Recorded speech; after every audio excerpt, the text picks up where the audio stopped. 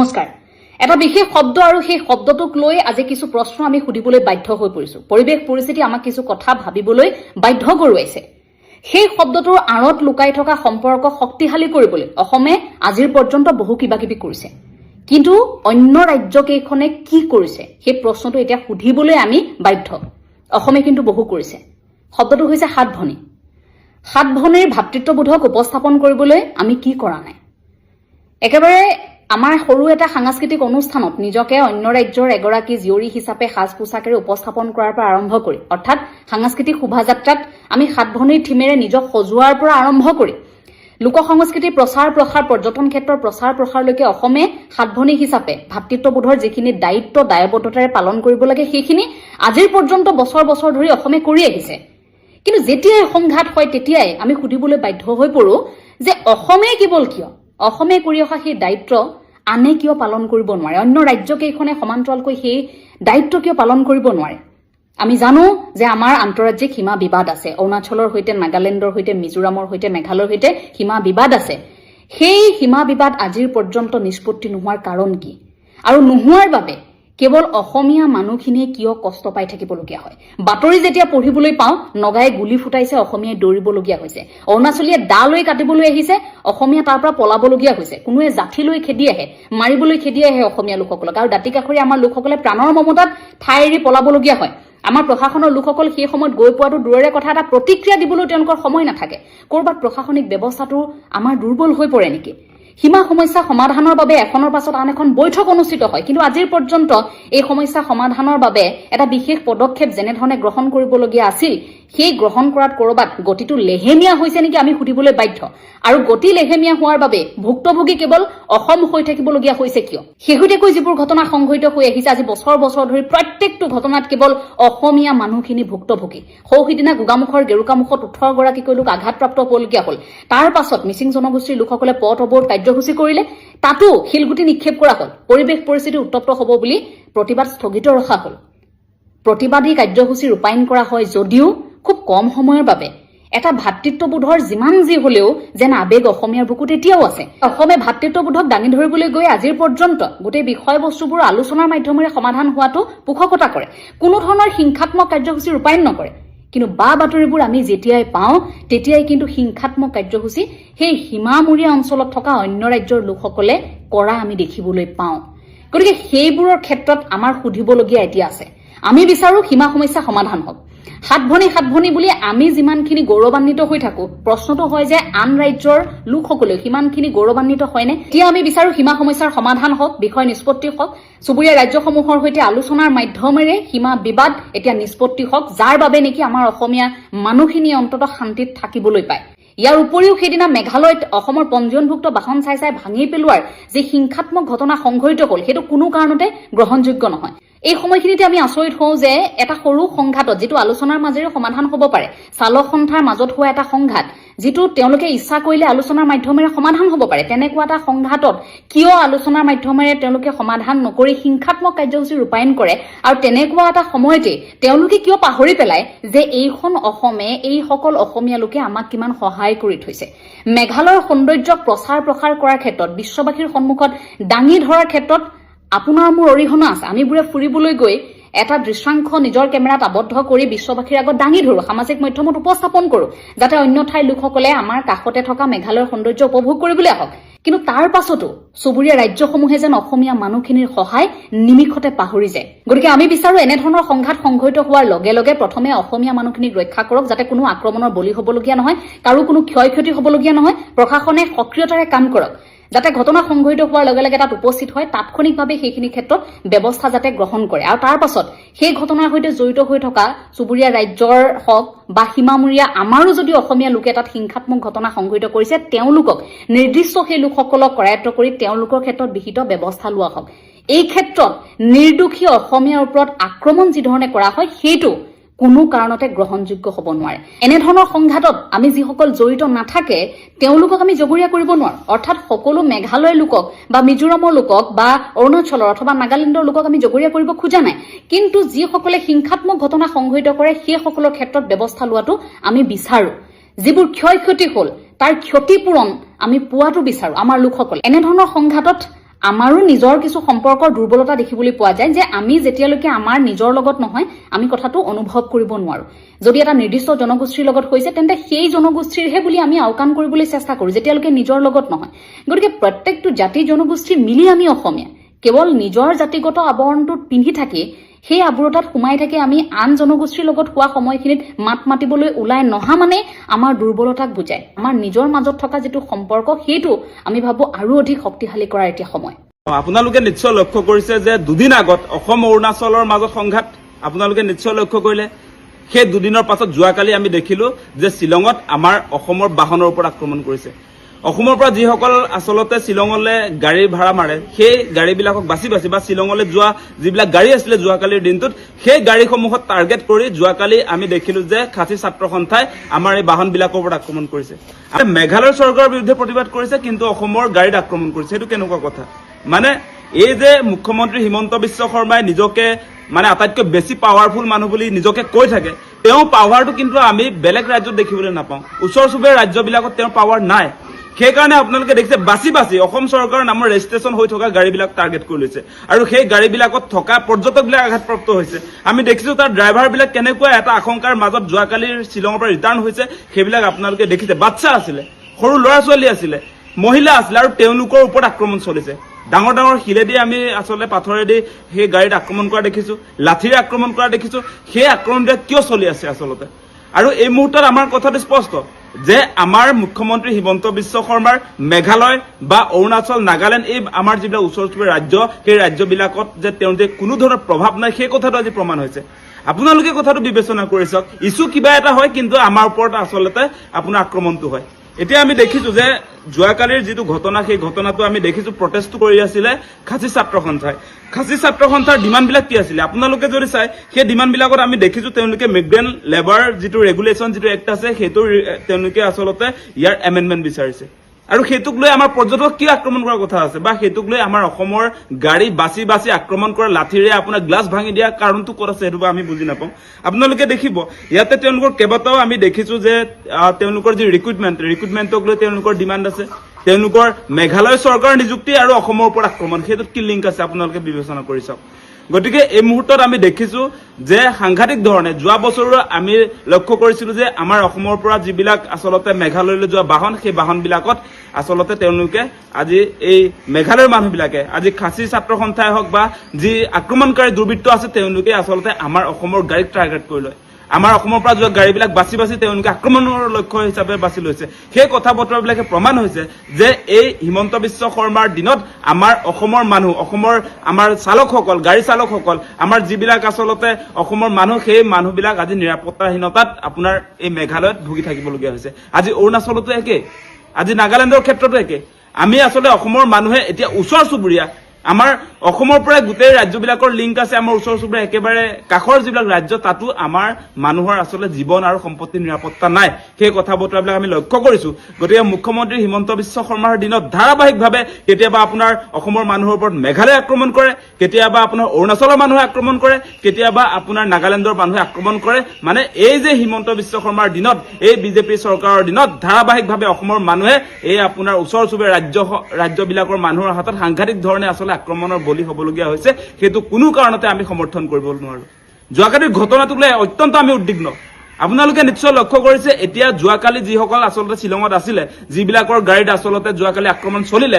তেওঁলোকৰ কেনেকুৱা এটা পৰিৱেশ যোৱাকালিৰ দিনটোত আপোনালোকে নিশ্চয় লক্ষ্য কৰিছে 30খনতকৈ বেছি বাহনত তেওঁলোকে আক্ৰমণ কৰিলে আৰু বাছি বাছি কেৱল অসমৰ গাড়ীৰ ওপৰত মই পুনৰবাৰ দোহাৰিছো আপোনালোকক বাছি বাছি অসমৰ গাড়ীৰ ওপৰত আক্ৰমণ কৰিছে অসমৰ মানুহৰ ওপৰত আক্ৰমণ কৰিছে কিন্তু তেওঁলোকৰ প্ৰতিবাদটো আছিলে চৰকাৰ বিৰোধী চৰকাৰ কি চৰকাৰ সেই মেঘালয় চৰকাৰৰ বিৰুদ্ধে আছিলে প্ৰতিবাদটো কিন্তু এতিয়া আপোনাৰ বাছি বাছি পাব্লিকৰ ওপৰত অসমৰ পৰা যোৱা আপোনাৰ বাহনৰ ওপৰত আক্ৰমণৰ লক্ষ্য কৰি যিটো লৈছে সেই কথা আমি কেতিয়াও আচলতে মানি ল'ব নোৱাৰো ইয়াৰ আচলতে উচিত বিচাৰ লাগিব সেই কথা আমি স্পষ্ট কৰিছো হিমন্ত বিশ্ব শৰ্মা হৈছে অসমৰ সৰ্বেসৰ্বা হিমন্ত বিশ্ব শৰ্মা হৈছে অসমৰ গডফাদাৰ হিমন্ত বিশ্ব শৰ্মাই যি কয় তেওঁ কৈ দেখুৱায় আৰু হিমন্ত বিশ্ব শৰ্মাই যি ক'ব সেইটো হ'বই তাত আপোনাৰ বিৰোধী মাত মাতি লাভ নাই বা যিকোনো সাধাৰণ জনতাই মাত মাতি লাভ নাই কাজিৰঙাৰ ইকো সেনচিটিভ জন আপোনাৰ 10 কিলোমিটাৰৰ পৰা 1 কিলোমিটাৰ কৰক বা 0 কিলোমিটাৰ কৰক সেইটো তেওঁৰ ইচ্ছা ৰাইজে মাত মাতি কি লাভ আছে কাৰণ কাজিৰঙা যি স্থানীয় ৰাইজ আছে তেওঁলোকে তাত সমৰ্থন জনাইছে আৰু সেইকাৰণে কৈছে যে 0 কিলোমিটাৰ কৰি দিয়ক বুলি গতিকে ৰাইজে মাত মাতি বিপক্ষে মাত মাতি কি লাভ আছে বিৰোধী মাত মাতি কি লাভ আছে মোক এইটো কথা কওক আপোনালোকে কিবা লাভ আছে জানো ইয়াত আমি কাজিৰঙাবাসী ৰাইজ হিচাপে আমি সম্পূৰ্ণ সমৰ্থন কৰোঁ আৰু আমি মাননীয় মুখ্যমন্ত্ৰী মুকলিভাৱে অনুৰোধ জনাইছোঁ 1 কিলোমিটাৰ নহয় আপুনি 0% কৰি পেলাই ইক' চেনচিটিভ 0% কৰি পেলাই আপুনি ঘোষণা কৰক কাৰণ তেওঁ আপোনাৰ চিফ হয় তেওঁ আপোনাৰ সৰ্বেসৰ্বা হয় তেওঁ গড ফাদাৰ হয় তেওঁক আপুনি যি কয় কোনোবাই তেওঁ ডন বুলি কয় কোনোবাই তেওঁ ভাই বুলি কয় যি কয় তেওঁ আপোনাৰ তেওঁৰ ওপৰত আৰু কোনো নাই বাছ চিধা কথা আৰু এইখিনি কথা কোৱাৰ কাৰণে যদি কোনোবাই মোক অন্ধভক্ত বুলি কয় আই ডোন্ট কেয়াৰ কাৰণ মই জানো মই অন্ধভক্ত নহয় অন্ধভক্ত হৈছে সেইবোৰ ব্যক্তি যিবোৰ ব্যক্তিয়ে যদি জানে যে হিমন্ত বিশ্ব শৰ্মাই ৰাইজৰ বিপক্ষে কাম কৰে বুলি যদি জানে যে হিমন্ত বিশ্ব শৰ্মাই ৰাইজৰ কথা নাভাবে বুলি যদি জানে যে হিমন্ত বিশ্ব শৰ্মাই নিজৰ ফাইদাৰ কাৰণে কাম কৰে বুলি তেতিয়াহ'লে বাৰে বাৰে সেইজন ব্যক্তিকে ভোট দি পিনে শাসনভাৰত কেনেকৈ লৈ আহে বাৰু চ' মোৰ মুখ দুখন নহয় মোৰ মুখ এখনে কিন্তু সেইবোৰ ব্যক্তিৰ দুখন মুখ যিবোৰ ব্যক্তি আপোনাৰ এফালে সমালোচনাও কৰিব আৰু এফালে আপোনাৰ প্ৰশংসাও কৰিব আৰু আপোনাৰ যেতিয়া সুযোগ পাব তেওঁক আপোনাৰ সুযোগ দি পিনে আগবঢ়াই লৈ আহিব গতিকে কি দৰকাৰ আছে আপোনাৰ ইমান প্ৰটেষ্ট কৰাৰ কাৰণে কি দৰকাৰ আছে আপোনাৰ আন্দোলন কৰাৰ কাৰণে কি দৰকাৰ আছে মাত মতাৰ কাৰণে তেওঁ যি কৰে কৰিব দিয়ক লাগে 1 কিলোমিটাৰে কৰক লাগে 0 কিলোমিটাৰে কৰক জীৱ জন্তু কৰবাত গৈ পিনে আশ্ৰয় পাওক নাপাওক আপোনালোকে মাত মাতি কি লাভ আছে আৰু বহুতে আপোনাৰ মাত মাতি আছে তেওঁলোকে ইক' চেনচিটিভ জন কি নাজানে বহুতে মাত মাতি আছে যে আপোনাৰ কাজিৰঙা জন্তুবোৰৰ বিষয়ে তেওঁলোকে ভালকে নাজানে বা সুপ্ৰিম কোৰ্টে কি ভাৰ্ডিক্ট দি থৈছে কি ভাৰ্ডিক্ট দিয়া নাই আইনে কি কয় আইনে কি নকয় তেওঁলোকে নাজানে চ' যদি নাজানে মোৰ ভিডিঅ'টো চাওক মই এটা ভিডিঅ' বনাইছো ইউটিউবত আপোনাৰ তাত গৈ পিনে চাওক গোটেই ডিটেইলছ বৰ্ণনা কৰিছো সুপ্ৰিম কোৰ্টে কি কয় এই ক্ষেত্ৰত যে আপোনাৰ ইক' চেনচিটিভ জন 10 কিলোমিটাৰৰ পৰা 1 কিলোমিটাৰ কৰিব পাৰি কি নাই সুপ্ৰিম কোৰ্টে কি কয় এই ক্ষেত্ৰত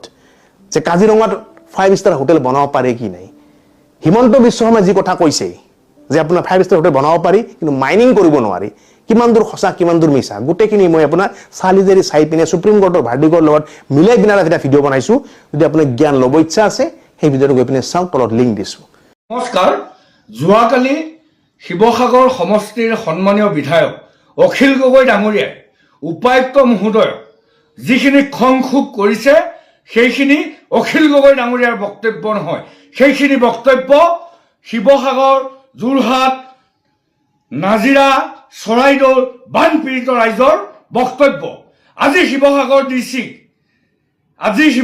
ডিচিয়ে অখিল গগৈৰ বিৰুদ্ধে প্ৰতিবাদ সাব্যস্ত কৰিছে অখিল গগৈ ডাঙৰীয়াৰ বিৰুদ্ধে তেওঁ কৰ্মচাৰীখিনিক উচতাই দিছে আমি শিৱসাগৰৰ ডিচি এচি ৰুমত বহি থাকি আজি 1 মাহ পাৰ হৈ যোৱাৰ পিছতো মানুহক ভালকৈ ক্ষতিপূৰণ দিব পৰা নাই কিমান মানুহৰ ক্ষতি হ'ল তাৰ হিচাপ কৰিব পৰা নাই আৰু তেওঁ ছাৰ বুলি ক'ব লাগিছিল শিৱসাগৰ অকমন্য অপদাৰ্থ 2 নম্বৰী ডিচিজনক অখিল গগৈ ছাৰ বুলি ক'ব লাগিছিল নেকি অখিল গগৈ ডাঙৰীয়াই জনগণৰ কথাবিলাক কৈছে জনতাৰ ভাষা বুজি পোৱা জনগণৰ কথাবিলাক ডিচিৰ আগত উপস্থাপন কৰিছে আজি অখিল গগৈৰ বিৰুদ্ধে যি ধৰণে শ্ৰোতাই আন্দোলন কৰিছে ইয়াক আমি তীব্ৰ ভাষাৰে গৰিহণা দিছো আজি শিৱসাগৰ আজি এই বানপানীত 100তকৈ অধিক মানুহ মৰিলে আজিলৈকে 15,000 টকা সঠিকভাৱে দিবলৈ সক্ষম নোহোৱা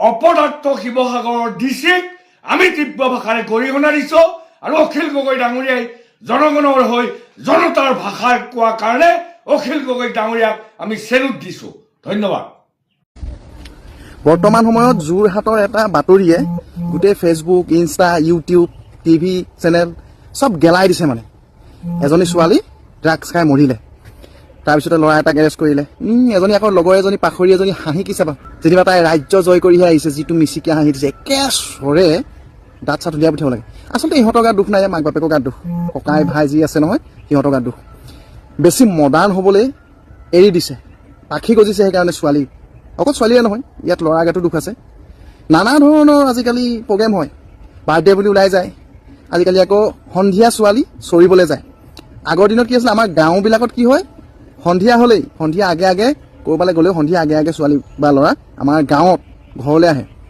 টাউন এৰিয়াত কি হয় সন্ধিয়া হ'লেহে সময় পায় সিহঁতি বজাৰলৈ যাবলৈ ক'ৰবাত ৰেষ্টুৰেণ্টত যাবলৈ বা ক'ৰবাত ঘূৰিবলৈ যাবলৈ।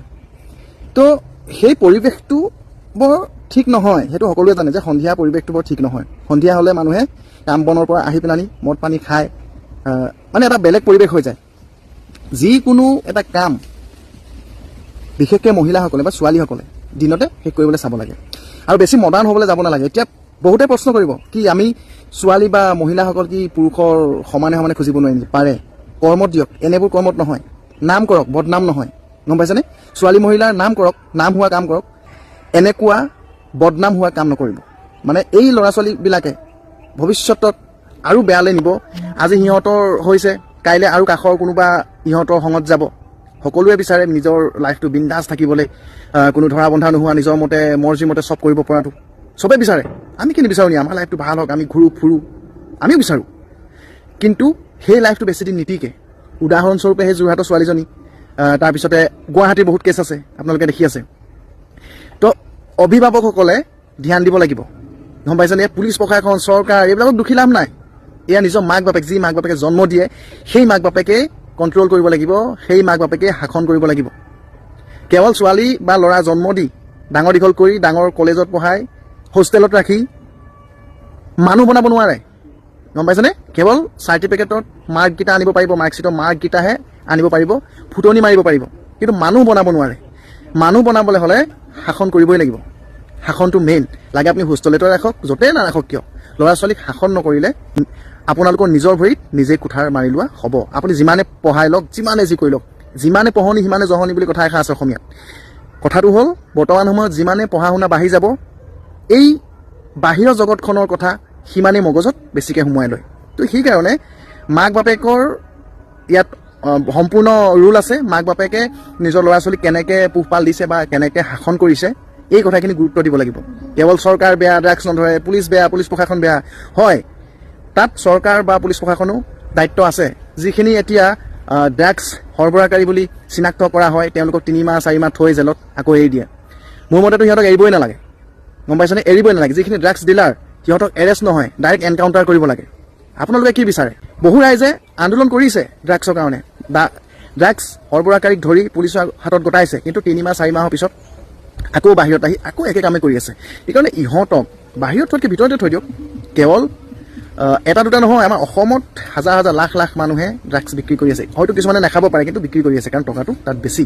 এতিয়া যোৰহাটৰ দৰে এখন ঠাইত ইমান ডাঙৰ এটা ঘটনা ঘটিছে, কাইলৈ গোলাঘাটত নঘটিব কি কথা আছে? পৰহিলে শিৱসাগৰত নঘটিব কি কথা আছে? সকলোতে ঘটিব পাৰে। সেইকাৰণে আপোনালোকৰ ল'ৰা ছোৱালী ক'ত গৈছে, কি কৰিছে, কাৰ লগত গৈছে, এইখিনি ধ্যান দিব।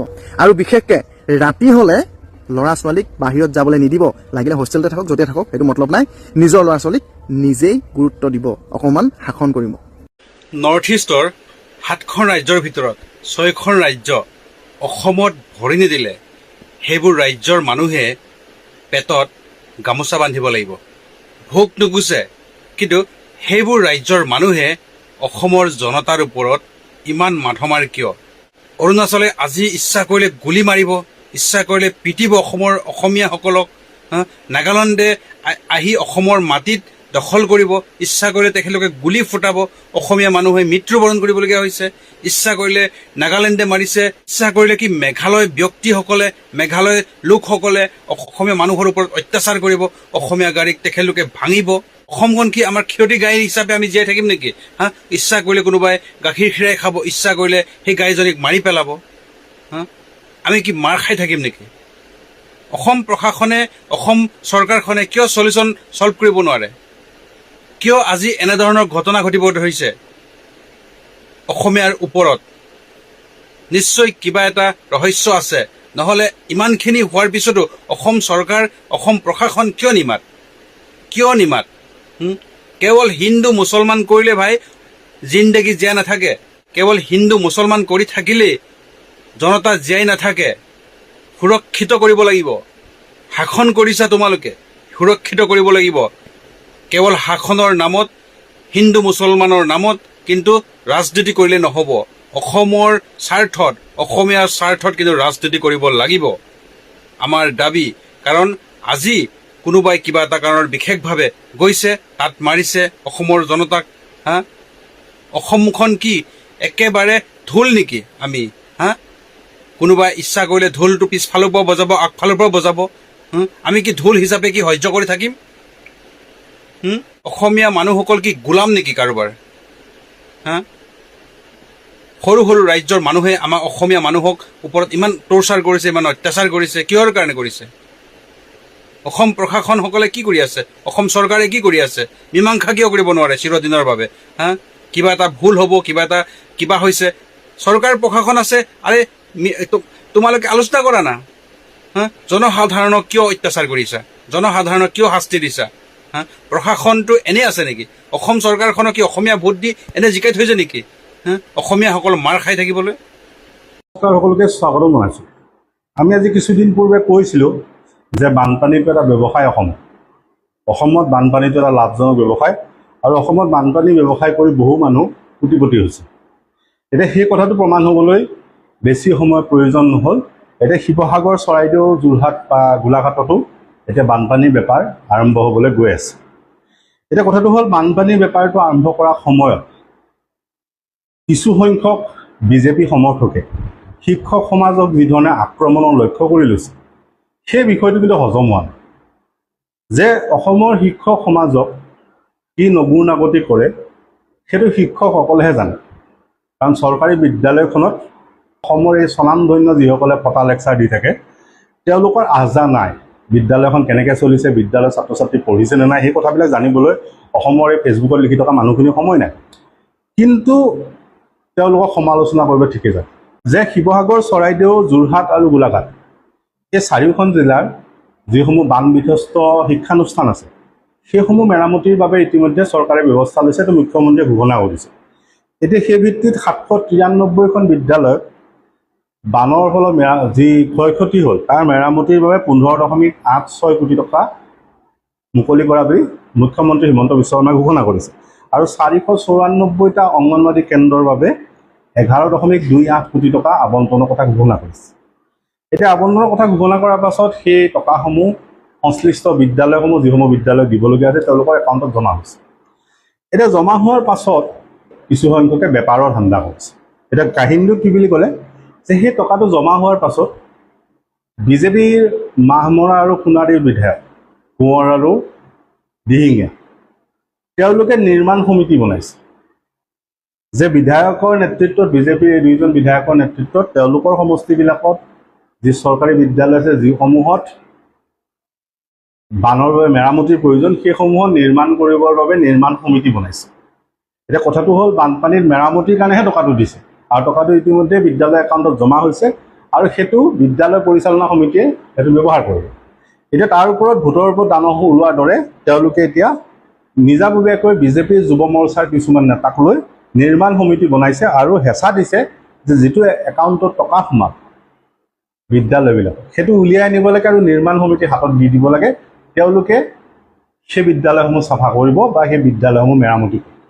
এতিয়া কথাটো হ'ল, সেই অংকটো কিয় হৈছে? তাৰমানে বানপানী মানে এটা বেপাৰ, সেইকাৰণে সেই অংকটো হৈছে।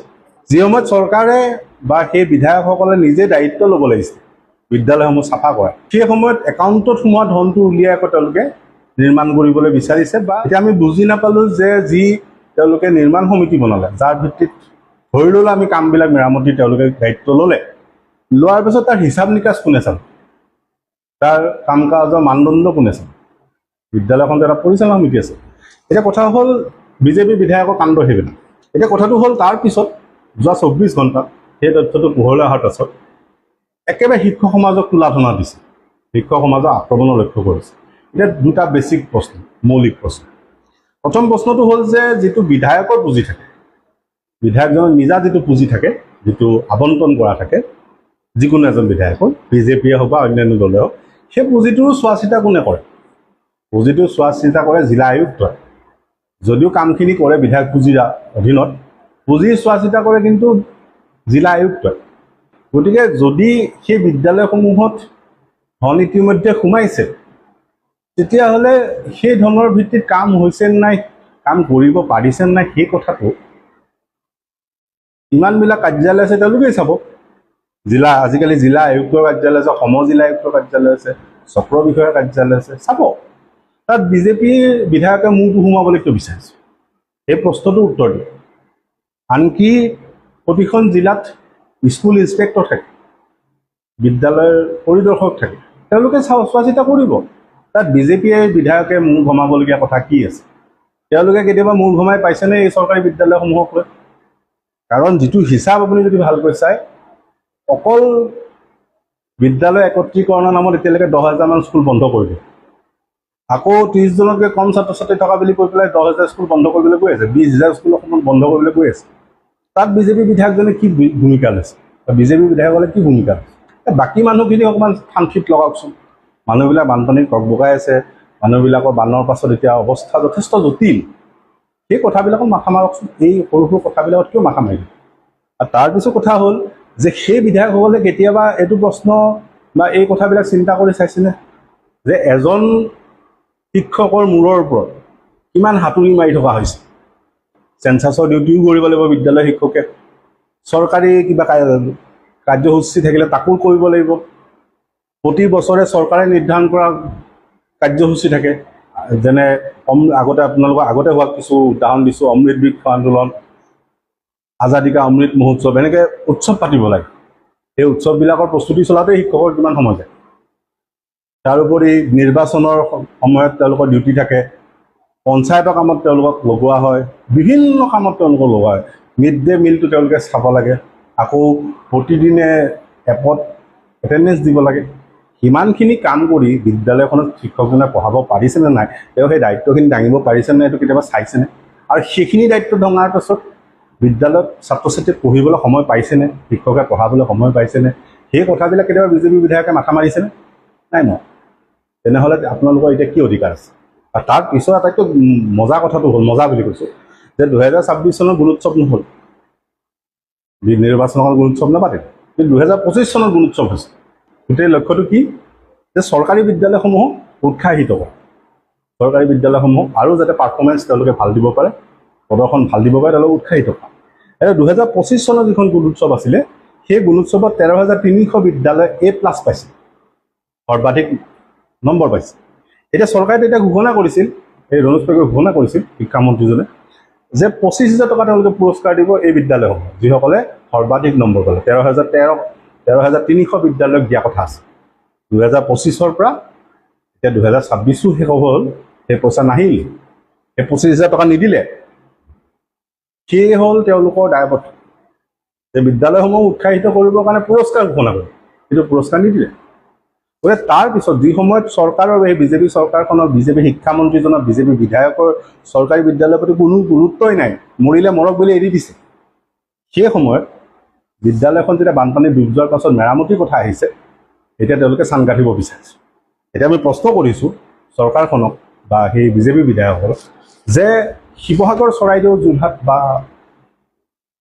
গোলাঘাটত বান বিধ্বস্ত যিসমূহ বিদ্যালয় আছে, সেইসমূহত সম্পূৰ্ণ শ্ৰেণীকোঠা কেতিয়াৰ পৰা শিক্ষকসকলে পঢ়াব পাৰে নে শিক্ষকসকলে আকৌ চেঞ্চাছ ডিউটিৰ নামত পঠিয়াই দি বিদ্যালয়সমূহৰ শ্ৰেণীকোঠাৰ পাঠদান ক্ষয়ক্ষতি কৰা হয়? উত্তৰটো দিয়ক। উত্তৰবিলাক দিলে তেতিয়া শিক্ষকসকলক সমালোচনা কৰাৰ কথাটো আহিব তাৰ পাছত। ধন্যবাদ।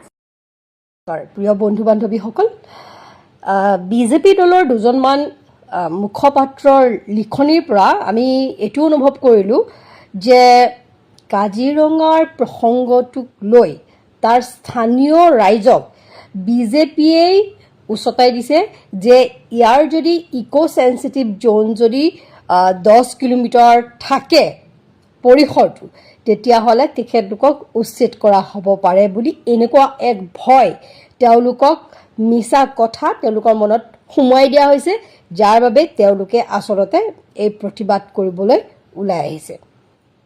এতিয়া কথা হ'ল, আজি কিমান বছৰৰ পৰা কাজিৰঙাৰ ইক' চেঞ্চিটিভ জ'ন 1 কিলোমিটাৰৰ পৰা 10 কিলোমিটাৰ হৈ আছে? সেই কথাটো কোনে ভালকৈ জানে? তাৰ স্থানীয় ৰাইজে জানে নে আমাৰ অসমবাসী ৰাইজে আমি ভালকৈ জানিছিলোঁ? এই কথাটো মুখ্যমন্ত্ৰীয়ে ক'লতহে আমি গম পালোঁ, কিন্তু মুখ্যমন্ত্ৰীয়ে কোনটো সময়ত এই কথাটো ক'লে আপুনি ভাবকচোন। যিটো সময়ত 3খন জিলাৰ ইমান লাখ লাখ জনতা বানাক্ৰান্ত হৈ আছে, তেওঁলোকৰ ঘৰ দুৱাৰ সকলো উটি গ'ল, সেই সময়খিনিত এই ৰাজ্য চৰকাৰখন, মুখ্যমন্ত্ৰীজন এই ৰাজ্যক এই যিসকল লোক তেওঁলোক আচলতে পীড়িত হ'ল, বানত সৰ্বশ্ৰান্ত হ'ল, তেওঁলোকক উদ্ধাৰ কাৰ্যত বেছি তেখেত জড়িত হৈ থাকিব লাগিছিল নে তেখেতে কাজিৰঙাৰ এই বিষয়টোক লৈ তেখেতে টানি আনিব লাগিছিল। ইয়াতে আমাৰ কিছুমান সন্দেহ আমাৰ ৰখি যায় যে দুয়োখন জিলাৰ হাজবেণ্ড এণ্ড ৱাইফ দুজন উপায়ুক্ত তেওঁলোক দুজনে 10-12 ঘণ্টাৰ আগতে এই কথাখিনি জানিছিল যে নাগালেণ্ডৰ পৰা এনেকুৱা পানী আহিব, কিন্তু জানাৰ পিছতো ৰাইজক কিয় তেওঁলোকে সজাগ নকৰিলে? নাম্বাৰ 1। নাম্বাৰ 2, যেতিয়া ৰাইজ বানত বিধ্বস্ত হৈ গ'ল তেতিয়াও আমাৰ এই ৰাজ্য চৰকাৰখনে খৰখেদাকৈ যেনেকৈ উদ্ধাৰ কাৰ্যত নামিব লাগিছিল সেই খৰখেদা আমি দেখা নাপালোঁ। বা আৰ্মিক কিয় ননমালে? কাৰণ য'ত 100জনলৈকে ব্যক্তিৰ মৃত্যু হৈছে বা আগলৈও আমি ডেড বডি ওলাই থকাই আমি দেখি আছোঁ, তেনেস্থলত কিহৰ কাৰণে জৰুৰীকালীন এক অৱস্থাৰ সৃষ্টি কৰা নহ'ল সেই কথাটো আমি জানিব বিচাৰোঁ।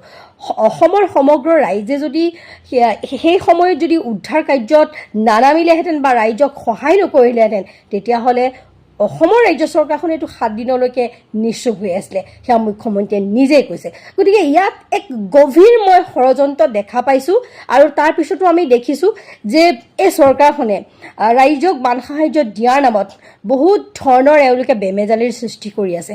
সাহাৰ্য দিয়াৰ নামত এওঁলোকে নিজৰ দলটোৰ প্ৰতীকচিহ্ন ব্যৱহাৰ কৰিছে, এখন বেড কভাৰকে কাটি দুটুকুৰা কৰিছে, এখন টুচক এটা মানুহৰ দৰে 5.5 ফুট 5 ফুট হ'ব লাগে, কিন্তু তেওঁলোকে 4 ফুট 4.5 ফুট এনেকুৱা ধৰণৰ টুচক দিয়া আচলতে আমি দেখা পাইছোঁ। বিভিন্ন ধৰণৰ কেলেংকাৰী 15,000টো দিওঁতে তেওঁলোকে বিভিন্ন ধৰণৰ খেলিমেলি এনেকুৱা আমি দেখা পাইছোঁ। এই কথাবোৰ কিয় হৈছে আৰু কেনেকৈ হ'বলৈ পাইছে? কাৰণ তেওঁলোকে যেতিয়া নিৰ্বাচন আহে তেতিয়াতো তেওঁলোকে মানুহৰ লগত সাংঘাতিক ধৰণেৰে জনসম্পৰ্ক কৰে, কোনো মানুহটো তেওঁলোকৰ পৰা থাকি নাযায়, পৃষ্ঠা প্ৰমুখ একদম সকলোবিলাক তেওঁলোকৰ একদম পূৰা নিট এণ্ড ক্লিন থাকে। তেতিয়াহ'লে এই লোকসকলক বান সাহাৰ্য দিওঁতে ইমান খেলিমেলি কেনেকৈ হ'ব পালে? গতিকে ইয়াত যে এটা ইচ্ছাকৃতভাৱে যে বহু কিবা কিবি হৈ আছে সেই কথাটো আমি অনুমান কৰিছোঁ। এইবাবেই অনুমান কৰিছোঁ যে শিলৰ যি আপোনাৰ কুৱেৰী, সেই শিলৰ কুৱেৰীবোৰ কাৰ নেতৃত্বত চলি আছিলে। আৰু কয়লা খন্দাটোতো একদম সঁচা কথা, সি অসম নাগালেণ্ড সীমান্ততেই হওক বা নাগালেণ্ডতেই হওক কয়লা সাংঘাতিক ধৰণেৰে খনন কাৰ্য হৈ আছে। এই কথাখিনিক ঢাকি ৰাখিবৰ বাবেই এই কাজিৰঙাৰ চুগুফাটো এৰি দিয়া হৈছে নেকি সেই কথাটো আমি চাব লাগিব। আৰু আমি চবক সুৰক্ষা দিব লাগিব, আমি কাজিৰঙাকো সুৰক্ষা দিব লাগিব, আমি শিৱসাগৰ, আমি চৰাইদেউ, আমি যোৰহাটৰ লোকসকলৰ কথাও আমি চিন্তা কৰিব লাগিব। কিন্তু আমি এই গোটেই বস্তুবোৰ কিন্তু আমি ইয়াত এটা ডাঙৰ ৰহস্য আমি দেখা পাইছোঁ। কাৰণ চাওক, এজন চিম্পল যদি চিধা মুখ্যমন্ত্ৰী হ'লহেঁতেন তেতিয়াহ'লে আমাৰ ইমান চিন্তা কৰিবলগীয়া কথা নাছিল। কিন্তু এই মুখ্যমন্ত্ৰীজন ইমানেই বেছি কি বুলি ক'ম, অসমীয়া দেখাৰ কথা আছে ন, 7 ঘাটৰ সয়াকণি বুলি কয় ন, এওঁ ইমান বেছি চালাক চতুৰ, এওঁ ইমান বেছি কথা ৰাতিপুৱা এটা আবেলি এটা গধূলি এটা কৈ দিয়ে, কোনটো সঁচা কোনটো মিছা, কোনটো তেওঁ কি কৰিব, তেওঁ কোৱাটো তাৰ বিপৰীতটো কৰিব, এনেকুৱা ধৰণৰ এজন ব্যক্তি, যিজন ব্যক্তিৰ তেখেতৰ স্বভাৱটোক আমি ইমাজিন কৰিব নোৱাৰোঁ। আৰু নোৱাৰাৰ বাবেই আমিও আচলতে সাংঘাতিক ধৰণে ইমান ইছ্যু আছে, কিন্তু আমিও বিভ্ৰান্ত হৈ যাবলৈ বাধ্য হৈছোঁ যে এই মুখ্যমন্ত্ৰীজনে জনসাধাৰণৰ জীৱনক লৈ কিয় খেলা খেলিছে। শিৱসাগৰ, যোৰহাট, চৰাইদেউৰ লোকসকলৰ জীৱনৰ তেওঁলোকে থান থিত লগোৱাৰ পিছত তেওঁলোকে কিছু কথা ভাবিব লাগিছিল, কিন্তু সেইখিনি নকৰোঁতেই তেওঁলোকে কি কৰিছে, কাজিৰঙাৰ জীৱ জন্তুসকলক লৈ তেওঁলোকে খেলি মেলি কৰিছে। কাজিৰঙাৰ লোকসকলক মই এটা আহ্বান জনাইছোঁ, আপোনালোকে যদি কাজিৰঙাত থাকি আপোনালোকৰ ইমান অসুবিধা পাইছে, আপোনালোকে আমাৰ জেগাবিলাকলৈ গুচি আহক, আমাৰ মাটি বাৰীবোৰ দি দিম আৰু আমি আপোনালোকৰ জেগাত যাম, আমাৰ একো প্ৰব্লেম নাই। এই জীৱ জন্তুৰ স্বাৰ্থত আমি চাংঘৰ একোখনত, সাধাৰণ বাঁহৰ ঘৰ একোখনত থাকিবলৈও আমাৰ আচলতে অলপো আপত্তি নাই। আমি জীৱ জন্তু ভাল পাওঁ, আমি জীৱ জন্তুৰ বাবে আমি নিজৰ জীৱন দিবলৈকো আমি ৰাজি আছোঁ। আপোনালোকৰ কি ইমান ওজৰ আপত্তি আমি বুজি নাপাওঁ। আপোনালোকে এটা কথা বুজক যে ইয়াৰ যদি পৰিসৰ 10 কিলোমিটাৰো হয়, আপোনালোকক কোনেও কেতিয়াও উচ্ছেদ নকৰে। আপোনালোকক কোনে ভুল কথা শিকাইছে, ভুল কথা বুজাইছে, সেয়া আমি বুজি পাবলৈ বাকী নাই। এয়া যে চৰকাৰী পক্ষৰে কাম। গতিকে আপোনালোকে এটা কথা চিন্তা কৰক যে কাজিৰঙাৰ বাবেহে আজি আপোনালোকে তাত পৰ্যটন ক্ষেত্ৰ গঢ় লৈ উঠিছে আৰু সেই পৰ্যটন ক্ষেত্ৰৰ জৰিয়তে আপোনালোকে সাংঘাতিক ধৰণেৰে আপোনালোকে কিবা নহয় কিবা এটা কৰি সকলোৱে চলি থাকিব পাৰিছে। কিন্তু এবাৰ যেতিয়া এই সকলো বস্তুবোৰ পুঁজিপতিৰ হাতলৈ গুচি যাব, তাৰ পিছত কিন্তু আপোনালোকে এই যে আপোনালোকে দেখিছে নহয় ডাঙৰ ডাঙৰ কোম্পানীবিলাকত, এই টিভি চেনেলবিলাকত সাধাৰণ কৰ্মচাৰীবিলাকে যিবোৰ 3rd গ্ৰেড 4th গ্ৰেডৰ কৰ্মচাৰী আছে, তেওঁলোকে মাত্ৰ 12,000, 8,000, 10,000, 14,000 এনেকুৱা মানে দৰমহাত তেওঁলোকে নিজৰ জীৱন নিৰ্বাহ কৰি আছে। এতিয়া যদি আপুনি ব্যক্তিগতভাৱে কিবা এটা ব্যৱসায় কৰি আপুনি চলি খাই আছে, তাৰ আপুনি ন্যূনতম আপোনাৰ লিমিট নাই, আপুনি কিবা এটা আপুনি 1 মাহত 1 লাখলৈকৈও আপুনি ইনকাম কৰিব পাৰে। কিন্তু যেতিয়া আপুনি এনেকুৱা ডাঙৰ ডাঙৰ বৃহৎ পুঁজিপতিৰ আণ্ডাৰত আপুনি সোমাই যাব, আপোনাৰ কিন্তু ইনকামৰ পথ লিমিট হৈ যাব। আৰু এই কথাবোৰ যদি আপোনালোকে বুজি নাপায়, তেতিয়াহ'লে আচলতে আপোনালোকক কি ক'ম, আৰু বুজি নাপায় কাৰণে আচলতে আপোনালোকক ব্যৱহাৰ কৰিবলৈ সফল হৈছে। গতিকে এই সকলো ৰাইজক মনৰ এই কথাকেইটা মই ক'লোঁ যে চৰকাৰখনে মানুহক কেনেকৈ ধৰণেৰে ইউজ কৰিছে, আপোনালোকে সকলোৱে এবাৰ চিন্তা কৰিব। ধন্যবাদ। হেল্ল', আপোনালোক ভালে আছে চাগে? এই কাজিৰঙাৰ যোনটো সমস্যা, এই কাজিৰঙাৰ সমস্যাটো লৈ পেলাই মই দিয়া ভিডিঅ'বোৰৰ তলত ৰাইজে কমেণ্ট দি আছে, সংগঠনবোৰে কিয় মাত মতা নাই। হয়তো তেখেতসকল বানপানীৰ কামত বিজি আছে কাৰণে হয়তো মাত মতা নাই, হয়তো চাগে এপ্ৰপ্ৰিয়েট সময় অহা নাই মাতিবৰ কাৰণে, সেইকাৰণে মাতা নাই। মই আছুৱে মাতিছেনে নাই মই নাজানো, কিন্তু আছুৰ ফালৰ পৰা এটা ষ্ট্ৰং বিবৃতি আমি এতিয়ালৈকে হয়তো চাগে পোৱা নাই, মানে আৰু প্ৰটেষ্টো হোৱা নাই। সাধাৰণতে কিবা এটা প্ৰব্লেম হ'লে অসমত আছুক ফাৰ্ষ্ট প্ৰায়ৰিটি দিয়া আছে, চবেই আছুৰ ফালে চাই। আছুৰ পৰা আমি এতিয়ালৈকে যি ধৰণে প্ৰটেষ্ট হ'ব লাগিছিল নাই হোৱা। কালি আমি অসম জাতীয়তাবাদী যুৱ ছাত্ৰ পৰিষদ নেকি, অসম জাতীয়তাবাদী যুৱ ছাত্ৰ পৰিষদৰ কমেণ্টখিনি দেখিলোঁ। দ্বিতীয়তে লাচিত সেনাৰ ফালৰ পৰাও আমি এতিয়ালৈকে বিশেষ ষ্ট্ৰংলি অপ'জ কৰা কোনো কথা আমি দেখা নাই। ছাত্ৰ সংগঠনবোৰ বাকী আহোম সংগঠনবোৰ যিখিনি আছিলে তেওঁলোকেও এতিয়ালৈকে ষ্ট্ৰংলি মতা দেখা নাই। হয়তো তেওঁলোক সকলো শিৱসাগৰত বিজি আছে চাগে। শিৱসাগৰৰ ঘটনাটো হৈ গ'ল, সেই ঘটনাটোক আমি ঘূৰাই আনিব নোৱাৰোঁ। ভৱিষ্যতে কেনেকৈ নহ'ব পাৰে তাৰ ওপৰত আমি ডিছকাছ কৰা উচিত, আৰু সেই মানুহখিনিক এতিয়া আমি কেনেকৈ ৰিকভাৰী কৰিব পাৰে, মানুহখিনিক কেনেকৈ সংস্থাপন দিব পৰা যায় তাৰ ওপৰত চিন্তা কৰা উচিত, আৰু কৰিও আছে ৰাইজে, নকৰা নহয়। কিন্তু এই সমস্যাটোৰ ওপৰত স্পষ্টভাৱে জাতীয় সংগঠনবোৰৰ মতামত কি সেইটো অতি জৰুৰী। বিভিন্ন ধৰণৰ পিপুল ফৰ এনিমেল, নেচাৰ্ছ বেকন, বিশেষকৈ পিপুল ফৰ এনিমেল বহুত ষ্ট্ৰং, নেচাৰ্ছ বেকন বহুত ষ্ট্ৰং পুৰণা NGO, এই নন গভৰ্ণমেণ্টেল অৰ্গেনাইজেশ্যনবোৰৰ পৰাও আমি একো মতামত পোৱা নাই। কিয় পোৱা নাই আমি নাজানো। মেনকা গান্ধীৰ ফালৰ পৰাও আমি পোৱা নাই। আগতে কিবা এটা ঘটনা হ'লে মেনকা গান্ধীয়ে আগতীয়াকৈ মাতে, আৰু মেনকা গান্ধী বাৰু বাহিৰত থাকে, দিল্লীত থাকে। অন্ততঃ আছুৰ পৰা আমি এতিয়ালৈকে এটা অন্ততঃ আন্দোলন এটা আশা কৰোঁ। আছুৱে অন্ততঃ মাতিব বুলি অসমৰ ৰাইজে আশা কৰে। কি কাৰণত মাতা নাই আমি নাজানো, কিবা ভিতৰুৱা কেলকুলেশ্যনে আছে নেকি আমি নাজানো। সন্দেহ কৰিছে ৰাইজে, মই সন্দেহ কৰা নাই, ৰাইজে সন্দেহ কৰিছে। কমেণ্টবোৰ দিছে, মোৰ ভিডিঅ'বোৰৰ তলত কমেণ্টবোৰ দিছে ৰাইজে। এতিয়া নামাতি আৰু কেতিয়া মাতিব? এইবোৰ মুহূৰ্তত নামাতি আৰু কেতিয়া মাতিব? গতিকে ৰাইজে কি ভাবে, ৰাইজৰ ফালৰ পৰা প্ৰতিজন লোকে প্ৰতিবাদ কৰা উচিত, গণতান্ত্ৰিক প্ৰতিবাদ কৰা উচিত, প্ৰবল এটা জনসংগ্ৰাম গঢ়ি তোলা উচিত। নহ'লে দেশকে কাজিৰঙা আমাৰ সন্মুখৰ পৰাই ধ্বংস আমি নিজে চাই থাকিব লাগিব জীৱিত কালত। আমি জীৱিত কালতে কাজিৰঙাৰ ধ্বংস আমি চাই থাকিব লাগিব, আৰু এইটো কেতিয়াও হ'বলৈ দিব নোৱাৰি। PIL কৰা উচিত। যিসকল অধিবক্তা আছে তেওঁলোকে সুপ্ৰিম কোৰ্টত কেছ খেলা উচিত। নহ'লে কিন্তু গভীৰ অন্ধকাৰলৈ গৈ আছে কাজিৰঙা অভয়াৰণ্যখন। আছোৱে কিয় মাতা নাই এতিয়ালৈকে, এই জাতীয় সংগঠনবোৰে কিয় মাতা নাই সন্দেহজনক। কালি সেই সংগঠনটো অসম জাতীয়তাবাদী যুৱ পৰিষদ নেকি, মই বাৰে বাৰে বেনাৰখন চাইছোঁ, যদি মোৰ ভুল হোৱা নাই, অসম জাতীয়তাবাদী যুৱ পৰিষদ, তেওঁলোকে সপক্ষে মাতিছে। কিন্তু মই আচৰিত হৈছোঁ, এতিয়ালৈকে কোনেও এটা বৈজ্ঞানিক এক্সপ্লেনেশ্যন দিব পৰা নাই। প্ৰথম আন্দোলনটো ফাঁকি আছিলে, তাতে তেওঁলোকে কৈছিলে তেওঁলোকৰ জেওৰা তেওঁলোকে বান্ধিব নোৱাৰে, প্ৰমাণ হৈ গ'ল চব কৰিব পাৰে, ঘৰ বনাব পাৰে, হেভি কমাৰ্চিয়েল এক্টিভিটিজ তাত কৰিব নোৱাৰে, অলৰেডি ছ'চিয়েল মিডিয়াত আহিছে। এতিয়া আমি ৰৈ আছো জাতীয় সংগঠনবোৰলৈ তেওঁলোকে কি কয়। আৰু যদি কাজিৰঙা 1 কিলোমিটাৰ ব্যাসাৰ্ধলৈ যদি ইক' চেঞ্চুৰী এৰিয়া গুচি যায়, তেতিয়াহ'লে উঠি অহা প্ৰজন্ম অসমত থাকি আৰু লাভ নাই। অসমখনত চাবলৈ একোৱেই নাথাকিব।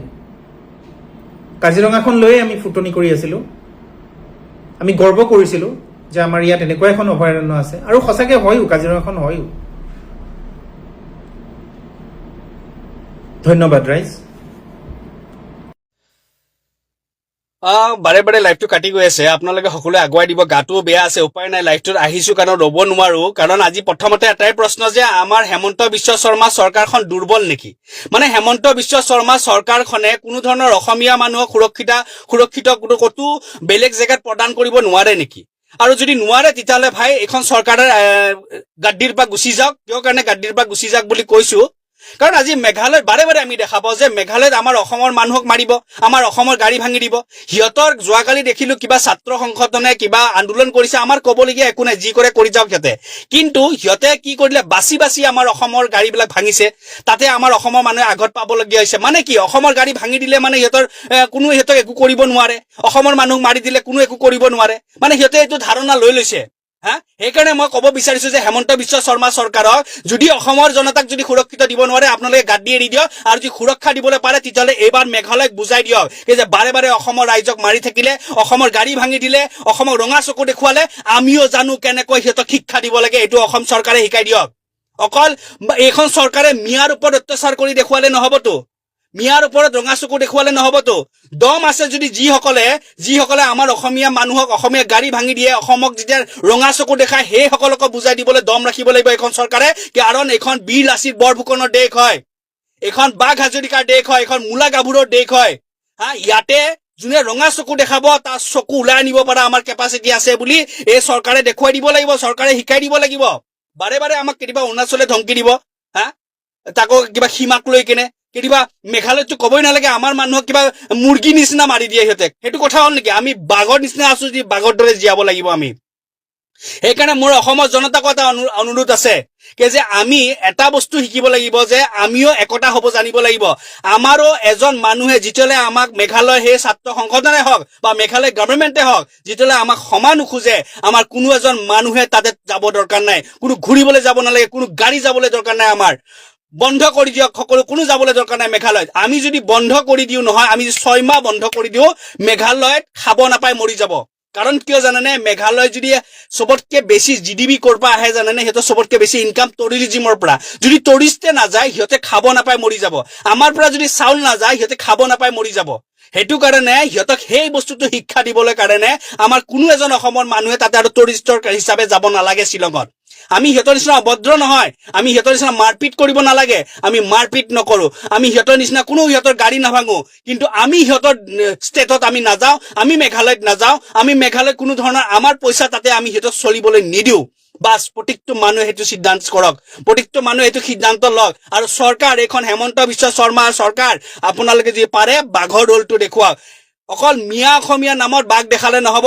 এনেকৈ যেতিয়া মেঘালয় হওক, অৰুণাচল হওক, নাগালেণ্ড হওক বা বিভিন্ন জেগাই হওক, কোনোবাই যদি আমাৰ নিৰ্দোষী মানুহক অত্যাচাৰ কৰিছে, নিৰ্দোষী আমাৰ বাহনবিলাক যদি ভাঙিছে বা আমাক যদি কোনোবাই ৰঙা চকু দেখুৱাইছে, সিহঁতকো বুজাই দিয়ক যে এখন বীৰ লাচিত বৰফুকনৰ দেশ হয়, ৰঙা চকু দেখাবা আৰু চকু ওলাই আনিব পৰা কেপাচিটি আছে, ভদ্ৰতা আমাৰ আছে। আমি কেতিয়াও আগে ভাগে কাজিয়া নকৰো, আমি তোমালোকৰ নিচিনা উৎপাত নকৰো, কিন্তু আমাৰ মানুহৰ যদি উৎপাত কৰা তোমালোক আঁঠু কৰাই দিবলৈ কাৰণেও আমাৰ এইখিনি কেপাচিটি আছে বুলি অসম গভৰ্ণমেণ্টে সেইখিনি এইবাৰ অন্তত এই মেঘালয় গভৰ্ণমেণ্টক দেখুৱালে আমি সকলোৱে শ্ৰদ্ধা জনাম এইখন চৰকাৰক।